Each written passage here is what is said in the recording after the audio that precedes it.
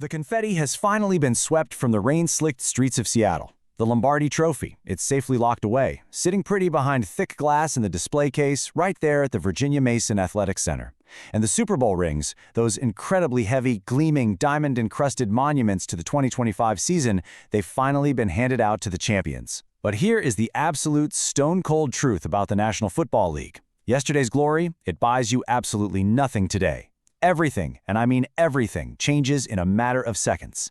Welcome to NFL Nexus. I'm your host, and today we're bringing you a gripping explainer detailing the brutal, unforgiving reality of life as a defending champion. Before we dive into the blood, the sweat, and the sheer desperation of this offseason, make sure to subscribe to the channel, like this explainer, and comment below on what you thought. And hey, if you want to truly dive deep into the trenches with us every single week and get the best breakdowns on the internet, support the channel by becoming a channel member.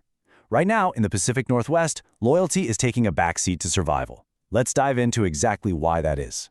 So what does it truly take to survive on a championship roster? For the casual fan, the offseason is just, well, a time of well-deserved rest, right? It's a time to celebrate a Super Bowl victory, buy all the fresh championship merchandise, and look forward to that crisp autumn air of the fall. But for the men whose names are actually printed on this roster, the impending late July training camp isn't just a practice session. It is a terrifying, high-stakes, bare-knuckle fight for their NFL lives. You see, when you win a championship, your roster instantly becomes the most targeted real estate in professional football. Veterans naturally demand more money because, let's face it, they finally have the ultimate leverage. Rival teams ruthlessly poach your depth just to reverse engineer your success, and a fresh, aggressive crop of hungry rookies arrive in the building, fully eager to take the food right off your plate. For the 2026 Seattle Seahawks, the battle lines are already drawn deep in the turf, and nowhere is the tension thicker, nowhere is the race more desperate than in the offensive backfield. Section 1. A Race Against Time. The Miracle Timeline of Zach Charbonnet. The absolute most dramatic storyline unfolding in Seattle right now isn't some high-profile contract holdout. It's a grueling, agonizing race against human anatomy itself. We're talking about the devastating season-ending injury to running back Zach Charbonnet and his desperate, seemingly impossible sprint to be ready for Week 1. Listen, in the NFL, your body is literally your entire livelihood. It's your bank account. When it betrays you, the clock instantly starts ticking on your replacement. Charbonnet is living that exact nightmare reality right now, fighting a silent battle entirely in the shadows of the rehabilitation room. Cast your mind back for a second to the divisional round against the San Francisco 49ers. The tension in that stadium was just suffocating. The stakes were everything. While Seattle eventually marched out of that stadium victorious, and then, 3 weeks later hoisted the Super Bowl trophy amid a massive storm of pyrotechnics, Zach Charbonnet's season ended in sudden, searing agony on the turf. A torn ACL. Those are 3 letters that strike absolute terror into the heart of any explosive, dynamic athlete.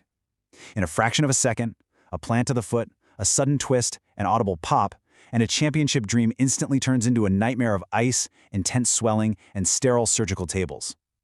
While his teammates celebrated the ultimate prize on the biggest stage, Charbonnet was already in the quiet, doing the brutal math on his return. Now, the sheer mountain he has to climb here is almost medically impossible. Let's really look at this.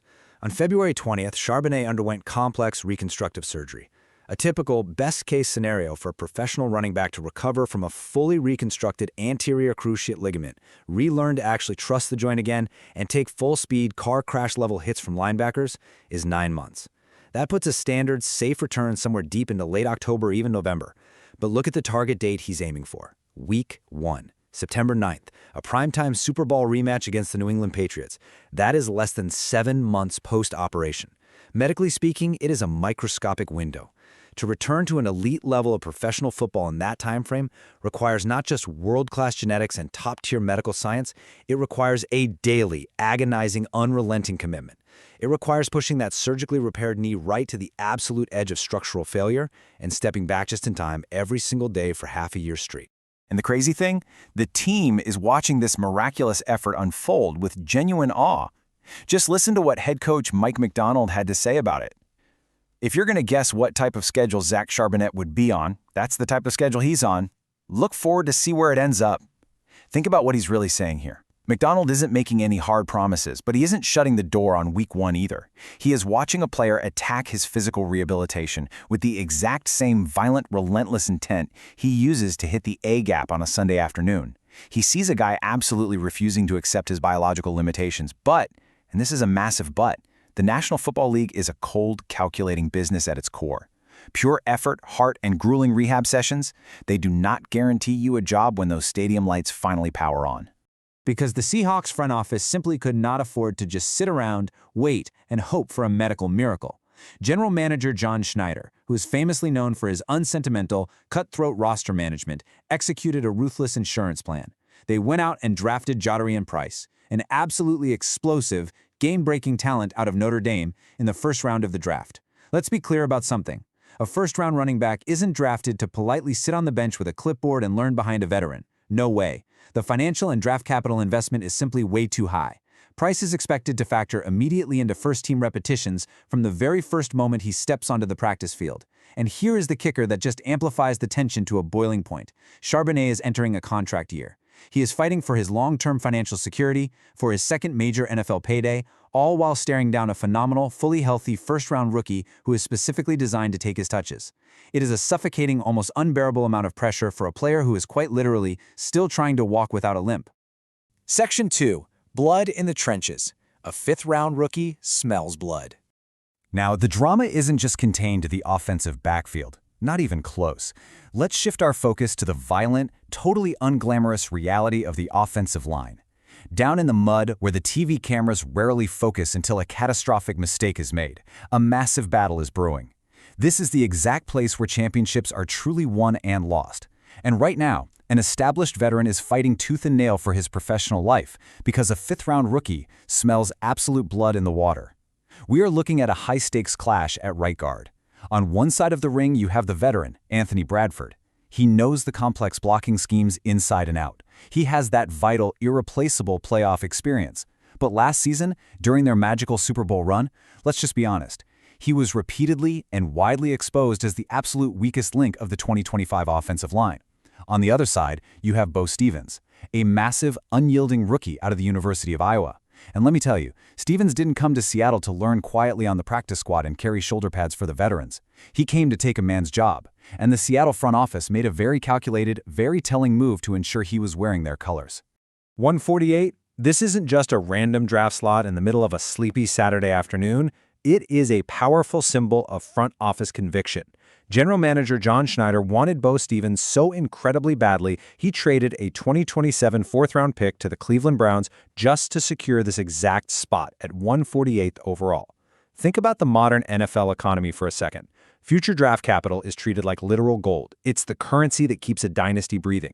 You absolutely do not trade a future fourth-round pick to secure a fifth-round guard unless you believe unequivocally that he possesses the immediate, day-one capacity to protect your franchise quarterback. Schneider and his scouting department saw something exceptional in Stevens. And when you peel back the layers and examine the underlying analytics, the picture becomes terrifyingly clear for the veteran Anthony Bradford. The underlying analytics here reveal a sheer, undeniable disparity between these two men. Look at this.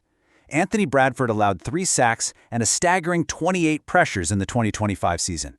In the hyper-fast reality of the NFL, 28 pressures isn't just a number on a spreadsheet. It is 28 times your offensive play caller's carefully crafted design was utterly shattered. It is 28 times your franchise quarterback's internal clock was violently disrupted. 28 times he had to completely panic, throw the ball away into the turf, or even worse, take a bone-crushing hit to the ribs from a 250-pound edge rusher. It's a massive, glaring liability that a championship team simply cannot afford to carry into a title defense. Then you have Bo Stevens at Iowa. 0 sacks allowed, 0 pressures allowed in his final metrics, an absolutely elite pass protection grade of 92.5. The contrast is literally night and day. You have a veteran who leaked like a sieve in critical moments, matching up against a rookie who functioned as an immovable brick wall against top-tier collegiate competition. Let's just take a moment and hammer home the sheer magnitude of this number. 0. That is the exact number of sacks Bo Stevens allowed in his entire last 2 seasons in college. Not one elite edge rusher, not one highly complex blitzing linebacker package managed to put his quarterback on the ground in 2 full years of grueling trench warfare Big Ten football.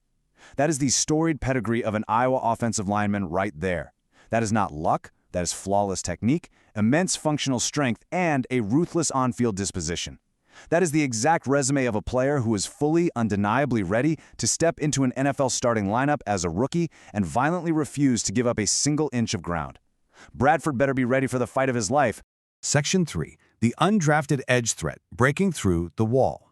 As we flip over to the defensive side of the ball, the narrative shifts, but the raw intensity, it only magnifies. If you thought being a drafted rookie fighting for a spot was tough, try entering a defending Super Bowl champions facility as an undrafted free agent. You arrive with no fanfare, no guaranteed money, absolutely zero margin for error. You are at the absolute bottom of the professional food chain. But right now, one undrafted player is causing some serious, unexpected havoc, threatening established stars, and actually breaking through that formidable wall. Meet former Northwestern defensive lineman Aiden Hubbard. Just listen to these physical measurables for a second. 6'4", 260 pounds of coiled, explosive tension. But he isn't just big, he is tactically brilliant. Hubbard is perfectly, uniquely built for the specific complexities of Mike Macdonald's defensive system. Macdonald relies heavily on stunts. These are intricate, looping maneuvers across the line of scrimmage designed to mathematically confuse and physically overload opposing offensive linemen. Hubbard executes these stunts with a deadly, surgical efficiency. He thrives in the engineered chaos of the trenches. But his raw talent and his perfect system fit alone aren't going to be enough. Not because of him, but because of the absolute gauntlet of humanity standing in his way. Hubbard faces an absolute nightmare of a depth chart. Look at these names: DeMarcus Lawrence, Derek Hall, Uchenna Nwosu, Dante Fowler Jr. This is what we call the edge rusher mountain. These aren't just fringe guys trying to make a roster. These are established, feared, multi-million-dollar veterans with hundreds of hours of elite film and immense commanding presence in that locker room. They are the apex predators of this defense. Trying to steal a roster spot from this incredibly crowded, highly paid group is statistically nearly impossible. Hubbard isn't just fighting for a little bit of notice from the coaching staff or a comfortable spot on the practice squad. He has to be so undeniably dominant, so incredibly disruptive on every single snap he takes in practice, that the front office has absolutely no choice but to literally cut a veteran to keep him around. And to make matters infinitely worse, Hubbard isn't just fighting those established veterans for reps. He is locked in a desperate, physical, daily battle for what will likely be that one single coveted final roster spot with another absolute giant, Jared Ivey. We are talking 6'5", 274 pounds of pure power. This is a literal heavyweight fight for professional survival right here. Ivey offers extreme, highly sought-after versatility. The Seahawks have been actively experimenting with him on the punishing inside of the defensive line as well as out on the edge. And we know Mike Macdonald deeply loves defensive chess pieces that can dynamically play multiple roles depending on the down and distance. Hubbard and Ivey are staring each other down every single day, in the film rooms, during the heavy lifting of the weight room, and out there in the exhausting heat of the practice grass. When the deadline arrives, only one of them is likely to survive the final cutdown. But here's the thing, minicamp, played in shorts and t-shirts, only tells a fraction of the story. It's a passing league in May. The real, visceral trial by fire, that is coming in the dog days of late summer. The ultimate test. Joint practices versus the incredibly physical Tennessee Titans. When those pads finally come on, the speed of the professional game instantly doubles. The impacts become bone-rattling and totally violent. It is one thing to run a complex defensive stunt cleanly against your own teammates, guys who are intimately familiar with your moves and, at the end of the day, are fundamentally trying not to injure you. It is entirely different to face an opposing, hostile team in the sweltering heat, where tempers instantly flare, full-on brawls break out, and jobs are quite literally won and lost right there in the dirt. How Hubbard performs in these specific, unscripted joint practices will definitively dictate the trajectory of his entire professional life. Section 4. The cost of a dynasty, reloading the arsenal. Let's pull back for a second and widen the lens to look at the grand scheme of this organization. Why do these micro-battles, a gritty right guard competition, an undrafted edge rusher fighting for his financial life, why do they actually matter on a macro scale? Because this explainer is ultimately about the sheer, overwhelming difficulty of surviving as a dynasty in the modern NFL.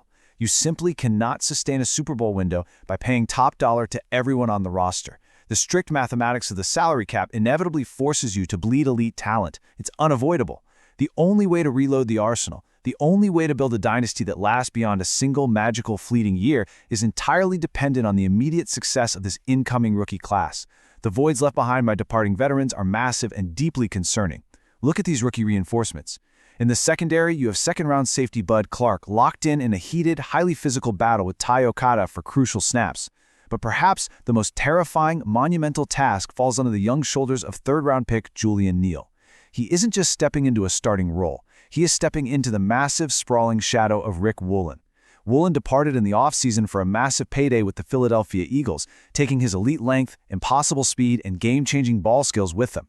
Julian Neal now has to seamlessly replace a true superstar on a suffocating defense that expects absolutely nothing less than total, unyielding dominance. So the ultimate question hangs heavily in the air above the facility right now. Will this newly poured rookie foundation be strong enough to hold the crown? Can a team heavily reliant on untested youth, a team trusting day 3 rookies to protect their franchise quarterback and anchor their elite secondary, truly sustain a back-to-back Super Bowl run? NFL history tells us it is hands down the hardest thing to accomplish in all of professional sports. Every single opponent is going to circle Seattle in bright red ink on their calendar. Every single team will spend all week preparing to give the defending champions their absolute best, most violent shot. There are no easy weeks. There are no rest days when you hold the Lombardi Trophy. You are everyone's Super Bowl. And the clock is ruthlessly, unforgivingly ticking down. September 9th, the primetime lights will shine brighter and hotter than ever before. A brutal, high-stakes Super Bowl LX rematch against the heavily motivated New England Patriots opens the season. The Patriots have spent all offseason with that bitter, metallic taste of defeat in their mouths. They will walk into the deafening noise of Seattle looking for pure, unadulterated vengeance. There is absolutely no time to gently ease these rookies into the deep waters of the NFL. There's no grace period for Zach Charbonnet's surgically repaired knee. There's no margin for error for Bo Stevens learning the blocking schemes or Aiden Hubbard fighting through double teams. Ready or not, the war begins on September 9th. The final cuts are coming. Lifelong dreams will be gloriously realized, and entire careers will be quietly ended right there in the general manager's office. When the stadium lights finally go on in Week 1, when the deafening roar of the 12s drowns out all the offseason doubts, who will be left standing on the sideline in Seattle? Will this crop of rookies miraculously rise to the terrifying occasion, or will the crushing, immense weight of the crown just be too much to bear? The microscopic roster battles we have explored today will silently, violently decide the ultimate fate of the 2026 Seahawks. Thank you so much for diving into this deep explainer with us on NFL Nexus. Don't forget to like this explainer, subscribe to the channel, and drop a comment below on who you think survives the absolute bloodbath of training camp. And remember, if you want to fuel more intense, in-depth breakdowns exactly like this one, support the channel by becoming a member. Until next time, keep your eyes on the trenches, because that is exactly where the real truth of this game is found.